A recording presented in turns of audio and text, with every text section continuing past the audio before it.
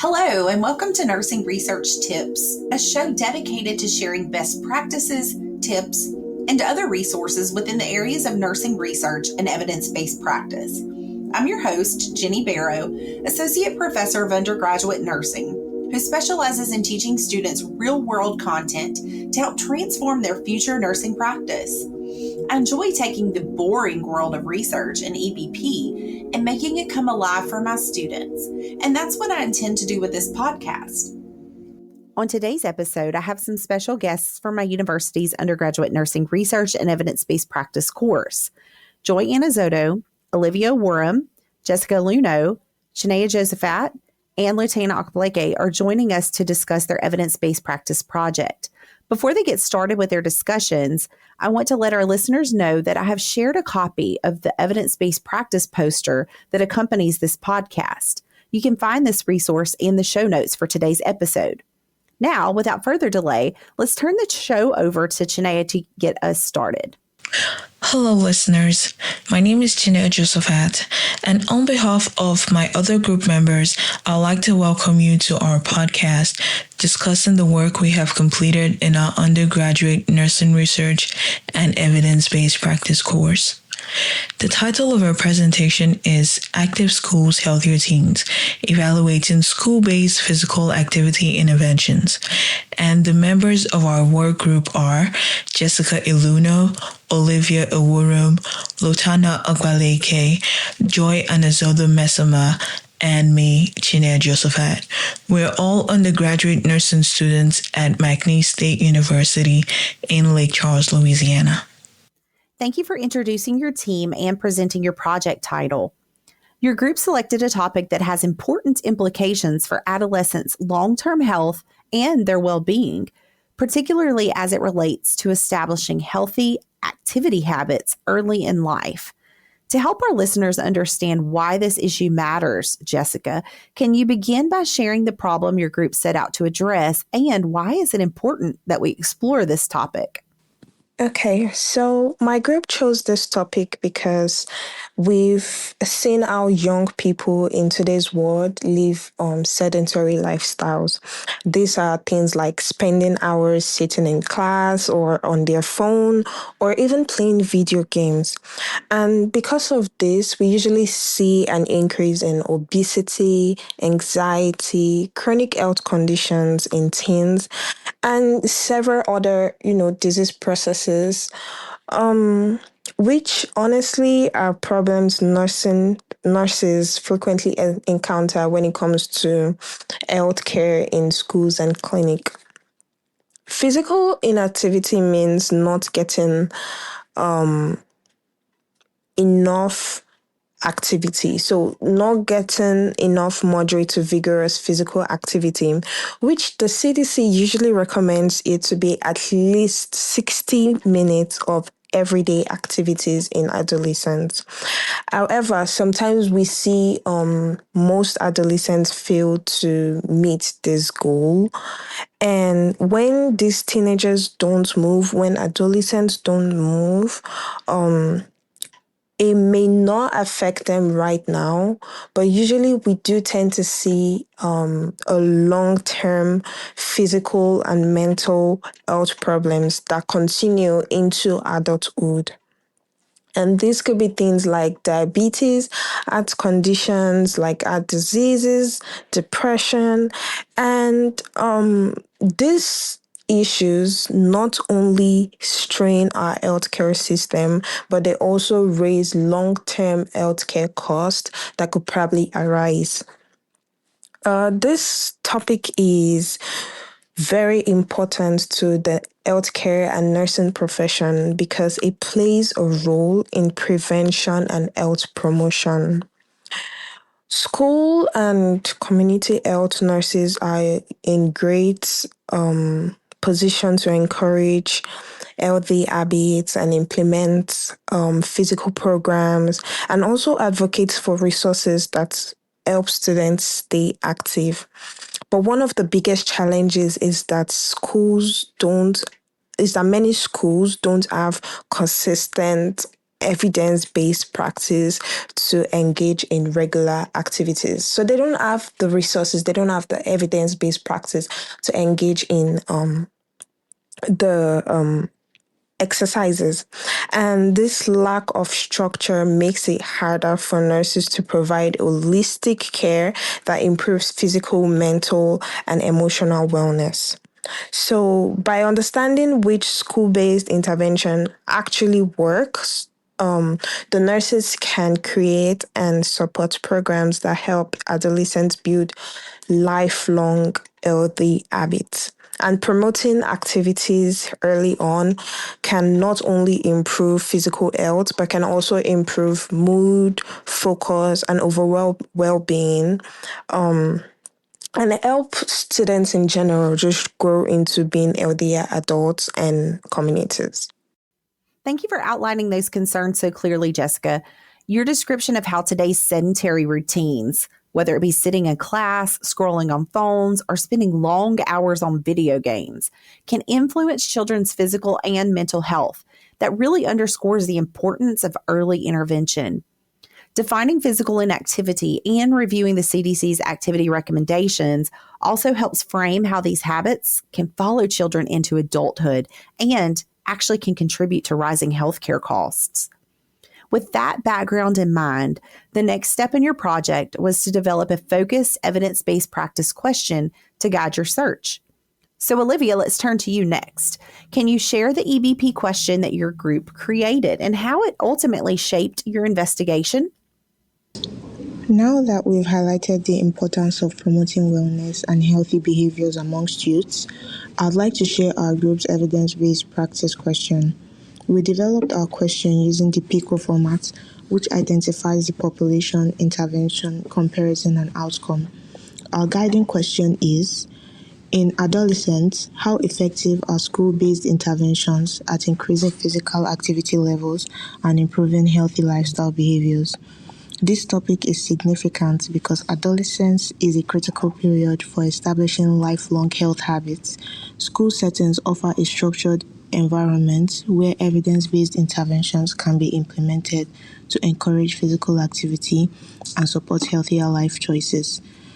Through our research, we aim to evaluate how these school-based programs influence physical activity patterns and overall health outcomes in adolescents, ultimately guiding best practices for health promotion in this population.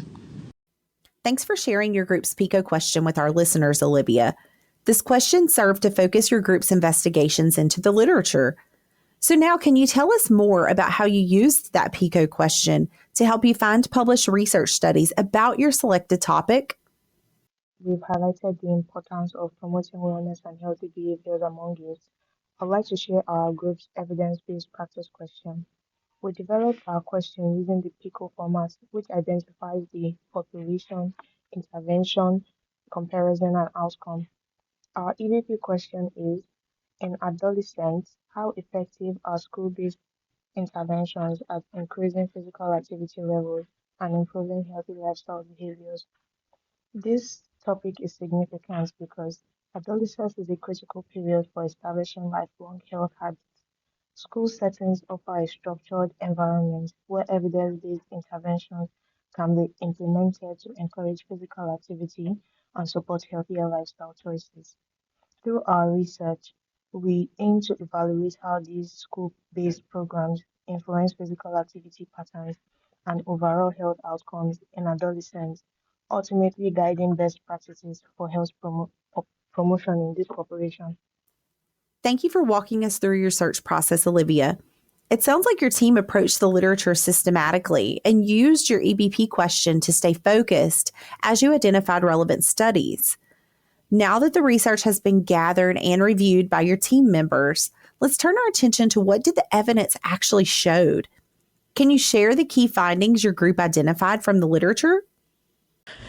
After completing our literature search and reviewing several high-quality studies related to our topic, our group focused on evidence that specifically answered our question.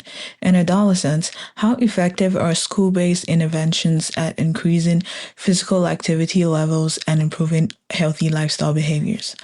Each member of our team critically appraised one research article, and then we synthesized our findings together to get a clearer picture of what the current evidence says. A few strong themes stood out across the literature. First, there's a wide variety of school-based interventions out there. Some studies focused on enhanced physical education classes, while others looked at classroom activity breaks, after-school programs, or even technology-supported fitness tracking, things like apps and wearable devices that encourage students to move more throughout the day. Across these studies, the most effective were clearly the multi-component interventions, the ones that didn't just add exercise time, but also included health education and environmental changes within the school setting. These type of programs consistently led to the biggest improvements in students' physical activity levels and in their confidence to stay active long term. But the evidence also pointed out a bigger challenge. Even when programs were successful during implementation, physical activity levels often dropped off once the programs ended, and this was according to the research done by Smith.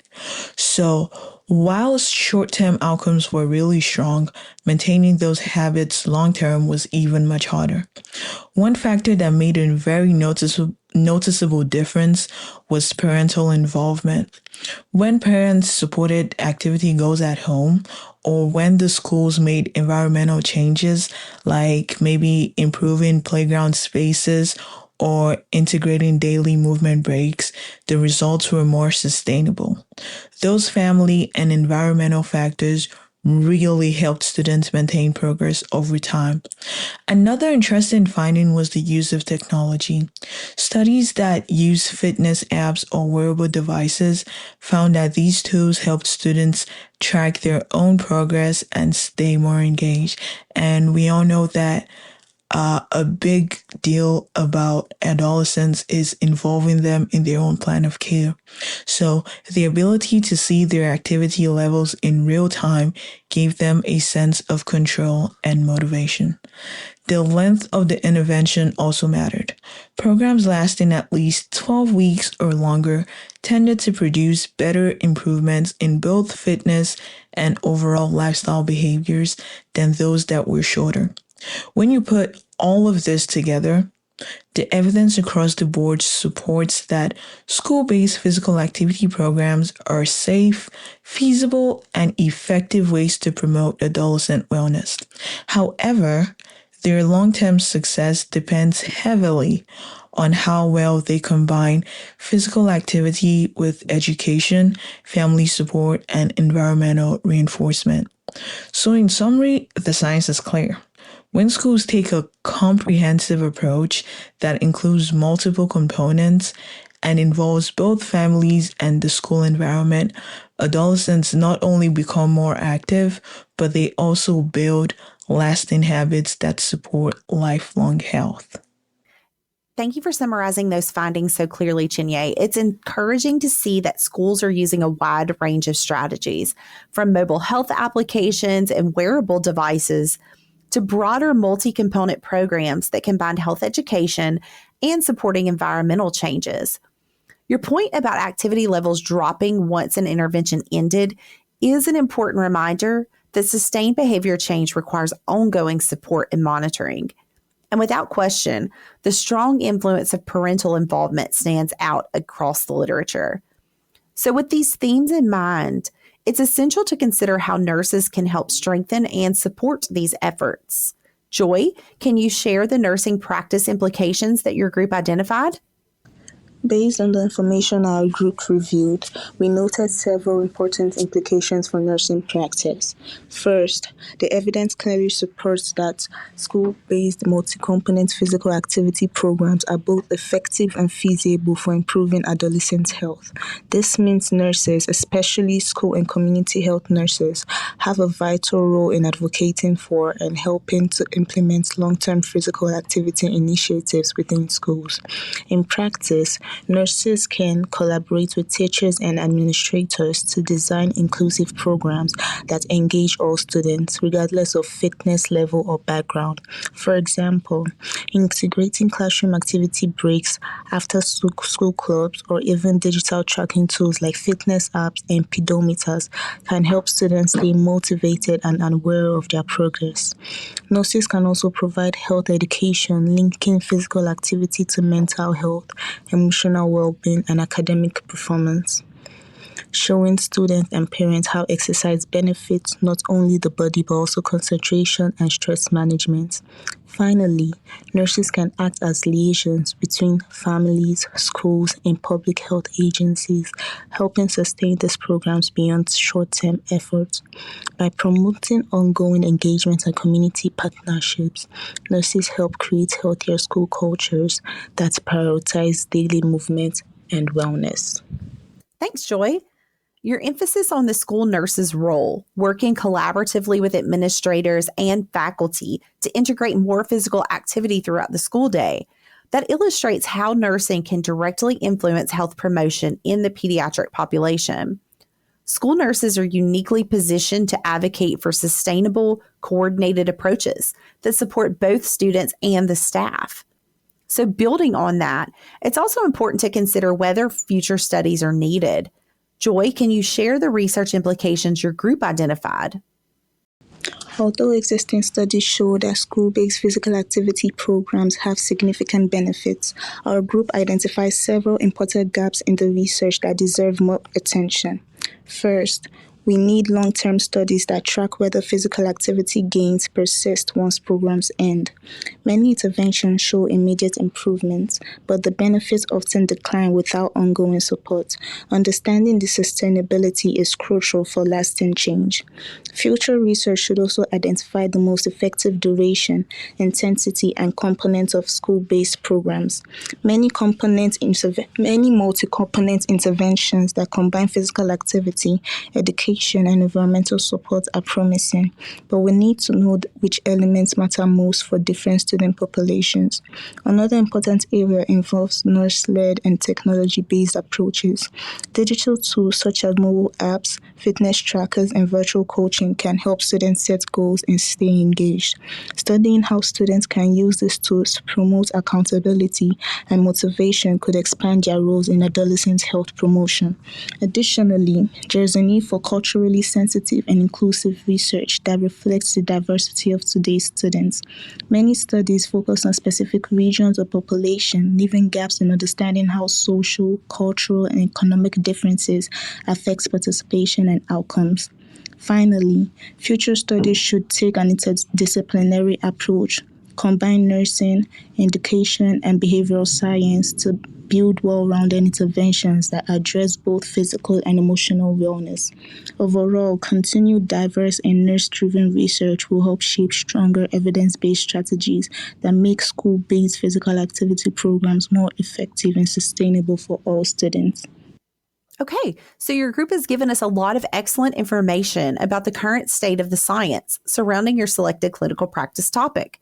After all the research studies your group reviewed, including considerations for study weaknesses and continued gaps that exist in the present literature, what was your group's overall literature-based answer to the original PICO question? Our group reviewed multiple research studies, and the evidence we gathered consistently supported our PO question. The strongest studies showed that school-based interventions make a real impact on adolescents' physical activity and healthy behaviors, especially when programs are longer or built into the curriculum or even included in several components rather than focusing on just one behavior. In contrast, short-term or single-focused interventions tend to produce changes that didn't really last. Although the research gave us a clear evidence-based answer, which is school-based interventions do in fact improve physical activity and healthy behaviors in adolescents, although the long-term follow-up is still needed to understand it's still needed to understand how to maintain those improvements over time. One major takeaway from this project is how essential evidence-based practice is in nursing as a whole. Reviewing the research forces us to look past assumptions and really rely on the data to guide your decision. It also teaches you how to evaluate the strengths of evidence instead of treating each study as equal when they're really not. This skill translates directly into clinical practice as a future RN. Being able to interpret research studies will also help you advocate for interventions that actually work. Able to educate educate your patients using accurate information and contribute to care plans that are actually based on proven outcomes rather than habits or traditions that certain people would follow. This project also gave me a better understanding of how research supports everyday nursing-based practice, and it showed me how important it is to stay current with evidence-based practice to provide safe and effective nursing care as a future registered nurse. Thank you for bringing everything together so clearly, Lotanna. Your conclusion highlights an important message from the evidence. School-based physical activity programs are most effective when they are sustained over time and when they're integrated directly into the curriculum. Short-term or single-focused interventions may spark initial interest, but they rarely lead to lasting behavior change without continued support. I also appreciate your group's reflection on learning to evaluate the strength of evidence rather than assuming all studies carry the same weight and rigor. That skill, discerning quality, questioning methods, and interpreting findings thoughtfully, is essential for your future roles as registered nurses. Whether you're educating students, collaborating with school administrators, or evaluating health promotion programs, this experience will serve you well. And to our listeners, thank you for joining us today. Promoting healthy behaviors in childhood lays the foundation for long-term well-being, and nurses play a vital role in shaping those efforts. If you know a nurse, be sure to thank them for the meaningful work they do.